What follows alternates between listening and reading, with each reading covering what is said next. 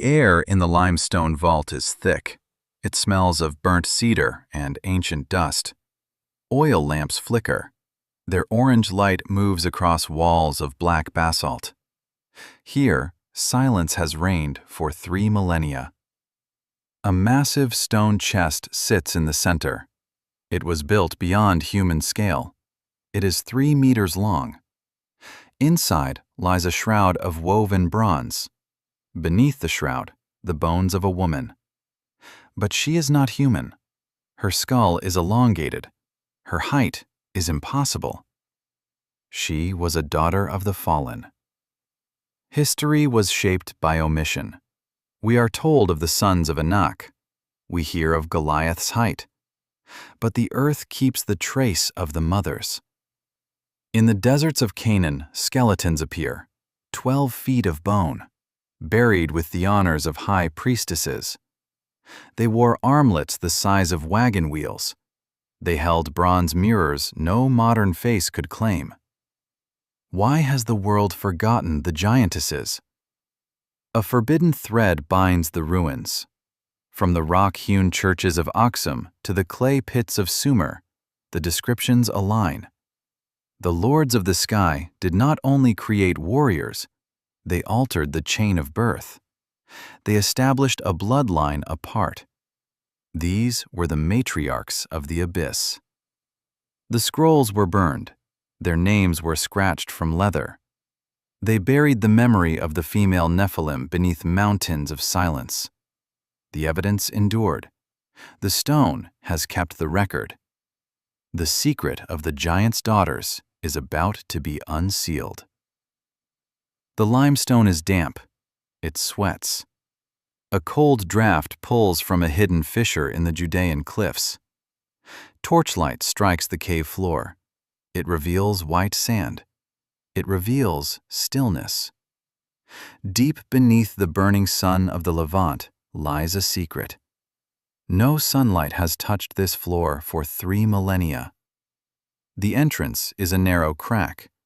It leads to a chamber of black basalt. The stone is heavy. It was carved by tools harder than iron. At the center rests a monolithic chest. It is no human grave. It is a vessel built for a giant. The air is thick with the scent of ancient resin. It clings to the throat. My torch flickers against the walls. The carvings are massive. They show women taller than the cedars of Lebanon. They wear crowns of twisted bronze. They carry spears of black stone. These are no goddesses.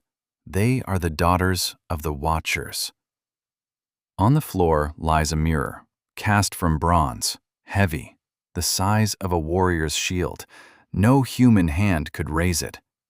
Beside it lies a garment, woven from threads of silver and copper, stained with the dust of centuries. The robe is 3 meters long. It was made for a frame that defies the laws of nature. It was made for a body that required twice the blood of a man. The silence here carries weight. It feels like a warning. The stone lid of the chest is cracked. A faint light glows from within. Not torchlight, a pale luminescence. It comes from the bones. The skull is elongated. The jaw is broad. The teeth form rows of jagged stone. This woman stood outside the line of Adam. She was a hybrid. She was a Nephilim. Her burial was less a funeral than a sealing. The priests of old tried to hide this gate. They piled 10 tons of stone at the mouth. They whispered curses in the dark. They wanted the world to lose the trail. They feared what the existence of a female giant meant for the history of the world. But the ground preserves the proof. I reach out. My fingers touch the cold basalt. The carvings beneath my hand begin to vibrate. A sound rises from the depths of the stone, a low hum. The echo of a nightmare buried, but never destroyed. A shadow moves across the far wall, tall, feminine. It leads us into the impossible truth of the bones. Moonlight cuts through a narrow slit in the temple roof. It falls on the gray floor like a cold blade. The dust of centuries hangs suspended in the silver beam. The air is still. It smells of old stone and forgotten prayers. The official record preserves only a simpler story. They speak of Goliath. They speak of Og, king of Bashan. They describe men like mountains, warriors, destructive, solitary. But the scrolls are silent on the mothers. That absence is the first anomaly. A single giant is an anomaly. A population of giants is a lineage. The bones in this vault demand a new history. Look at the stone bed. It is 4 meters long. It is wide. It was built for the weight of a titan. The pelvic bones recovered here are massive. They are shaped for the passage of a heavy burden. They were made for birth. This is what terrified the rabbis of old. A female giant means continuity. It means the seed of the Watchers was not a passing curse. It was an occupation. The anomaly is not only the size, it is the symmetry. These were not deformed humans. They were a separate design. Their skulls show no signs of disease. Their teeth are perfect. Their limbs are balanced. They were a refinement of the human form, crafted by hands that did not belong to this world. The shadow of this secret is not confined to these cliffs. The same impossible measurements appear in the records of distant lands. It leads to a second civilization, buried beneath the weight of different gods. The red dust of the Tigris settles on the temple floor, heavy, hot. A single beam of sun pierces the shadows. It strikes a wall of clay tablets. These are the archives of the first cities. They hold a memory the world has forgotten. The secret did not remain in one grave. It crossed the sea. In the high mountains of Aksum, the priests whisper of the daughters of Cain. They speak of women who walked through the forests of Ethiopia. They were not made of common clay. Their skin was like polished bronze. Their eyes held the light of stars that have long since died. The chronicles call them the Matriarchs of the mountain. Their height was 12 cubits. Their voices could shatter stone. Compare the math. The tablets of Sumer describe the same dimensions. They record the rations for the Giantesses of the temple. These were not metaphors. The scribes recorded the weight of their grain. They recorded the amount of linen required for their robes. It was 10 times the portion of a man. The ratio is the same. From the Euphrates to the Jordan, the shadow of the giant woman falls across the map. In the libraries of Nineveh, a stylus moves across wet clay. It depicts a woman. She stands taller than the cedar trees of Lebanon. She is surrounded by human kings. They reach only to her knee. She holds a lion in one hand as if it were a common cat. This is no cult image. It is a record of rule. She was a biological reality, a presence that demanded a different architecture. Look at the gates of the ancient cities. Look at the height of the stone lintels. They were not built for human soldiers. They were built for the stride of the giant's daughters. The proportions of the stone are their confession. The builders knew who would pass through these doors. The connection is forbidden. To link the Sumerian tablets with the Ethiopian scrolls is an act of heresy. Histories want these civilizations isolated from one another. They want us to see only local myths. But the evidence forms a network. The same symbols appear on the jewelry of the Levant and the altars of the Nile. The crescent moon, the falling star, the sign of the mother who was sired by the sky. The echo grows louder. It is the sound of a name scratched from the records.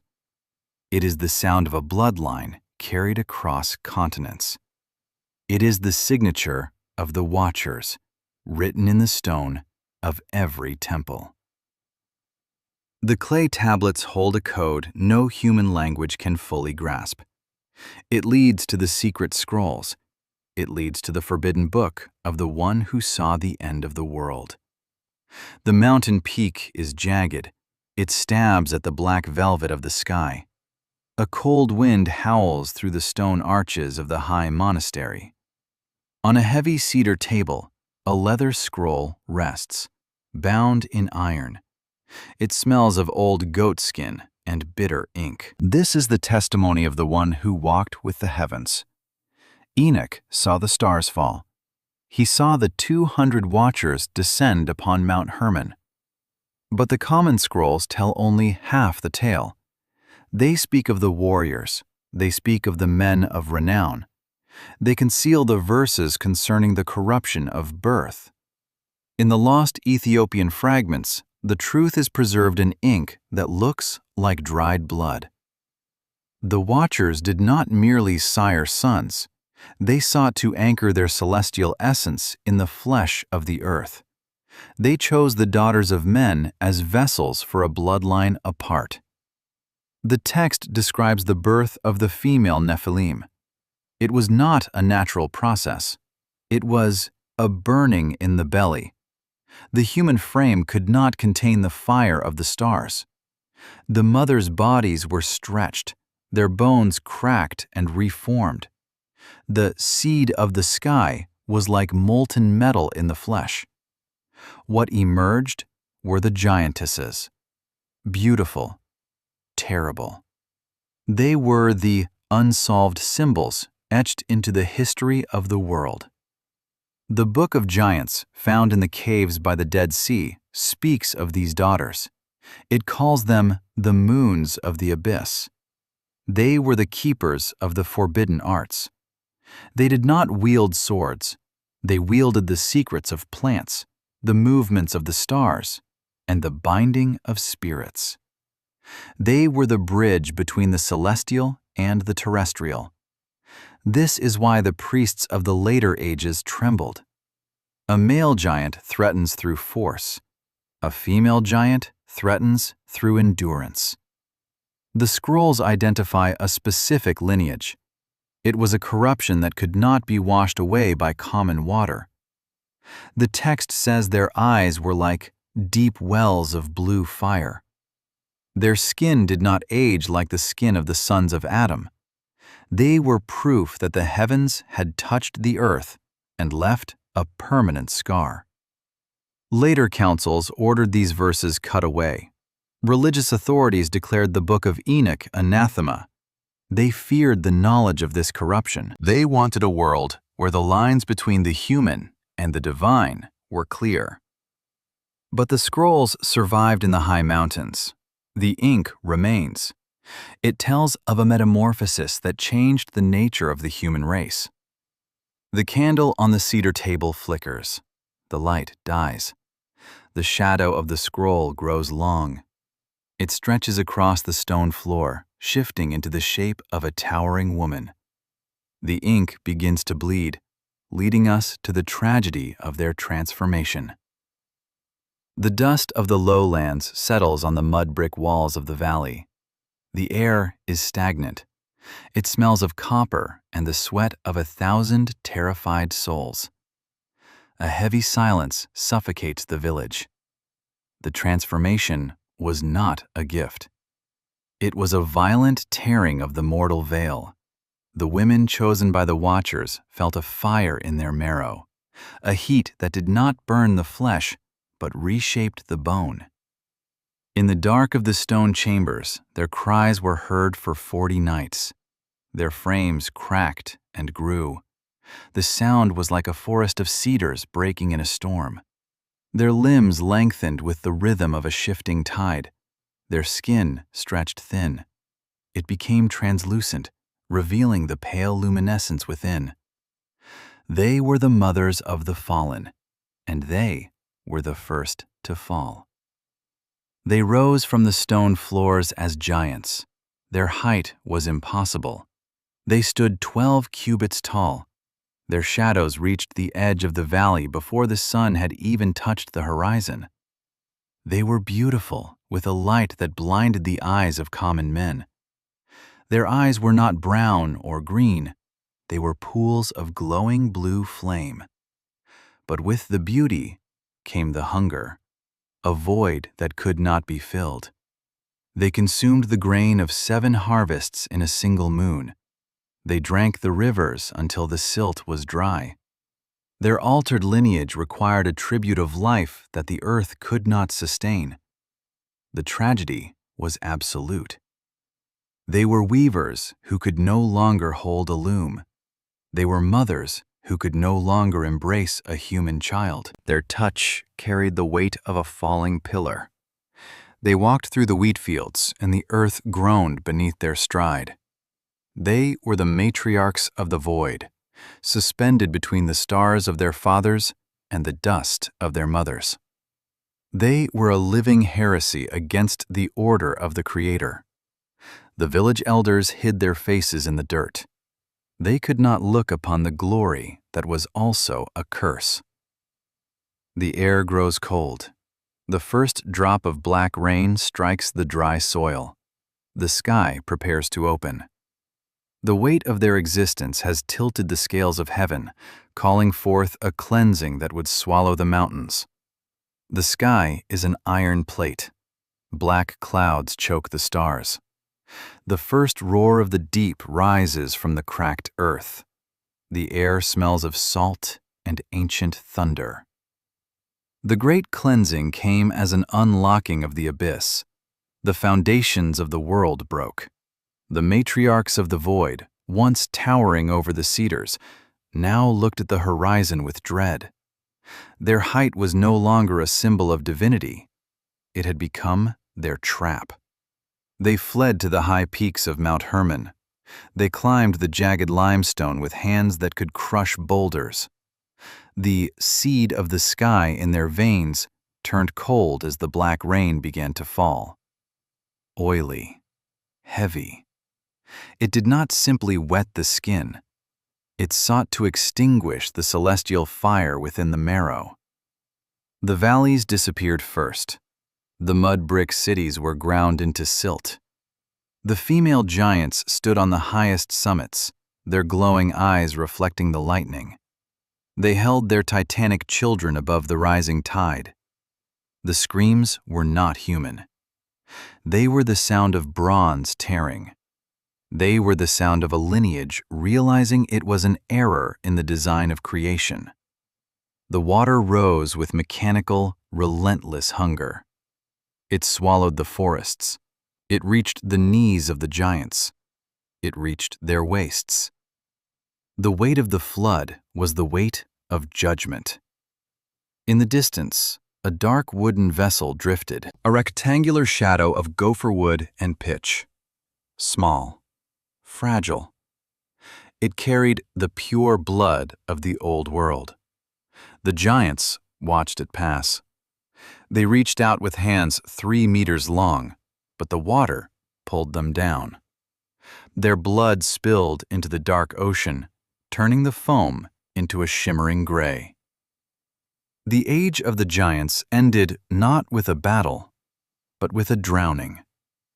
The earth washed its body clean of the celestial stain. The peaks vanished. The last hand slipped beneath the waves. The silence that followed was louder than the storm. A single leather scroll, protected by pitch and wood, floats within the ark. It carries the names later ages would try to erase. The chamber is cold. It is built of unhewn stone. A single bronze brazier glows in the center. The smoke of the frankincense is thick, clinging to the damp walls of the hidden archive. The waters of the flood receded. The giants were gone. but their memory remained a ghost that haunted the survivors. The early councils of men feared this ghost. In the shadows of the 2nd century, the Great Silence began. Bishops met in stone halls. Rabbis gathered in dust-choked chambers. Their mission was proclaimed as holy. Their method was fire. They unrolled the ancient leather scrolls. They saw the names of the giantesses. They saw the detailed records of that altered lineage. To these men, the truth was a poison. It threatened the foundation of the new order. If the giants had mothers, they were a people. If they were a people, they had a claim to the earth that rivaled the line of Adam. The councils chose deletion. They declared the Book of Enoch and the scrolls of the Matriarchs anathema. They ordered the parchment stripped of its ink until the skin lay raw. They fed the records to the braziers. They watched as the history of the female Nephilim turned into gray ash. They wanted a clean history, a human history. Why was the mention of the females specifically targeted? A male giant is a monster of war, a singular event. A female giant is the promise of a future. She is the architecture of a lineage. By removing the mothers from the sacred script, the councils sought to turn the Nephilim into myth, a wandering shadow with no root. They replaced biological reality with spiritual metaphor. They sealed the books with lead. They placed a curse upon any who would dare read the forbidden verses. They thought the fire had ended the record. The ash of the scrolls settles on the cold floor. It forms the pattern of a broken crown. The silence of the archive is not the silence of peace. It is the silence of a secret waiting for the seal to break. The sacrificial stone is cold. The scent of old blood and iron hangs in the air. A single torch burns low in the corner of the sanctum. The shadows on the wall are long. They do not move with the flame. The ancients knew the truth was dangerous. They did not bury the records of the giantesses to protect the people from monsters. They buried them to protect the monopoly of the gods. If the Nephilim were real, the world was not a garden made for man. It was a battlefield of competing designs. The existence of the mothers meant this bloodline was not an error. It was a fusion of the celestial and the terrestrial that produced something more powerful than a human and more permanent than an angel. This is why the ink was scratched from the scrolls. To know the truth of the female giants is to question the purity of the human race. The priests of the 2nd century preached a world of clear lines, light and dark, man and spirit. The giantesses broke those lines. They were the gray ones. They proved that the seed of the sky could take root in the soil and grow. If the world knew that the Watchers had anchored their essence in a lineage of mothers, the dominion of earthly kings would crumble. The danger lies in the maternal line. A male giant is a destructive force that eventually dies. A female giant is a treasury of secrets. She carries the patterns of the stars in her blood. She passes ancient knowledge through the generations. The councils feared that this blood did not remain within the giants. They feared it leaked. They feared it mingled with the tribes of men. To admit the giantesses existed is to admit that the blood of the fallen might still be flowing. It is to admit that the curse is a dormant virus in the human story. If the giants were merely monsters, they would be celebrated as trophies of war. But they were silenced. That silence is the greatest proof of their power. The authorities did not want a world of hybrids. They wanted a world of subjects. They turned the matriarchs into demons of the night. They turned physical reality into a moral fable. They sealed the truth in the dark of the Hum-Mo vaults. But the truth remains cut into the stone foundations. It cannot be burned. It can only be hidden until the right eyes look upon the earth. The light of the torch dies. The darkness is absolute. But beneath the floor, something vibrates. The stone of the temple floor is thin. Under it, the evidence of the old world waits. The desert sun is a furnace. It bleeds white heat onto the parched earth of Canaan. Dust swirls in a dry wind, coating the stones of a broken citadel. Beneath the shifting dunes, the earth is opening its mouth. The evidence never vanished. It was only covered. In the pits of the ancient world, the sand gives up its secrets. These are not the bones of common women. These are the foundations of the matriarchs.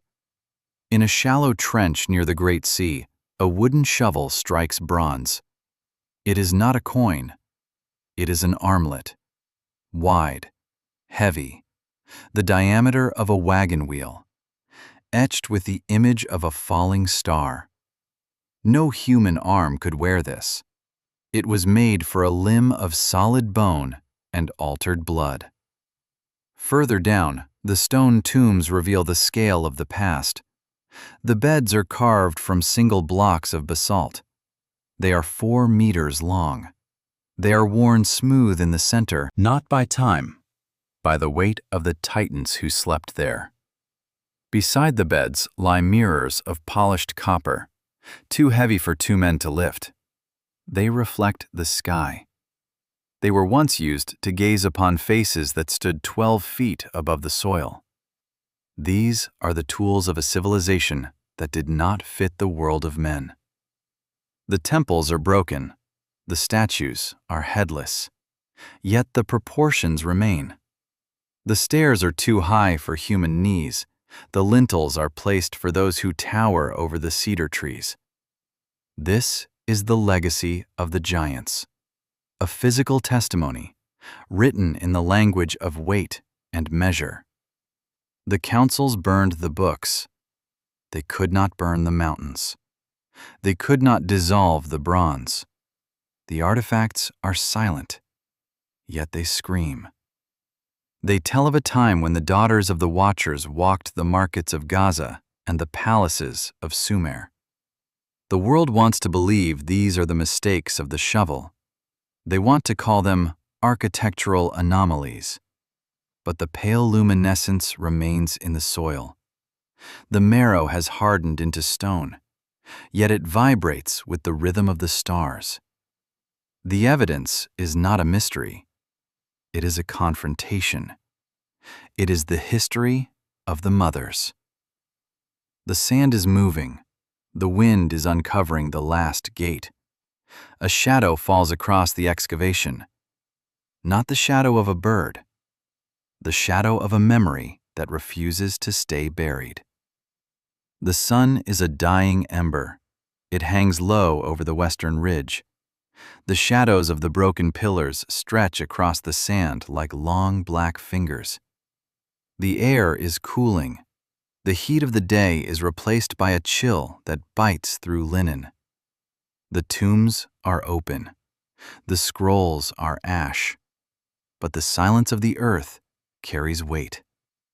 We look into the pits of Canaan. We see the 3-meter frames. We see the silver-veined bone. We ask if the deluge was enough. Official histories claim the corruption was purged. They say the water washed the world clean. But the stone holds a different ending.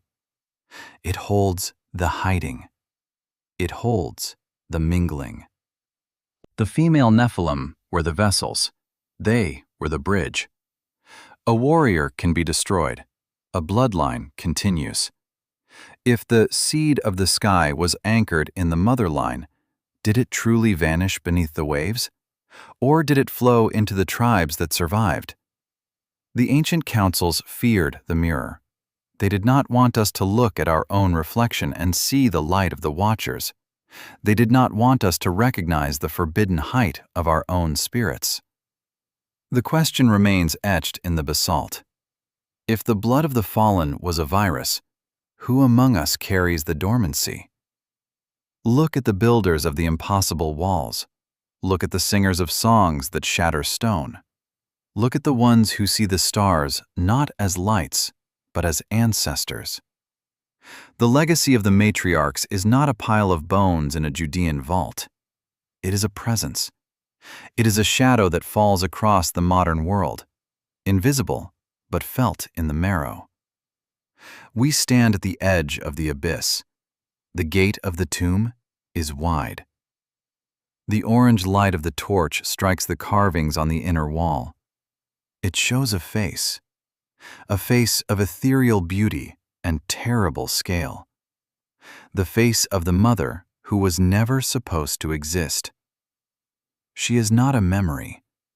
She is a mirror. If the bloodline of the fallen never truly died, then who are we? The torch flickers. The light fails. The darkness of the tomb is absolute. Only the silver glow of the bone remains, pulsing in the deep.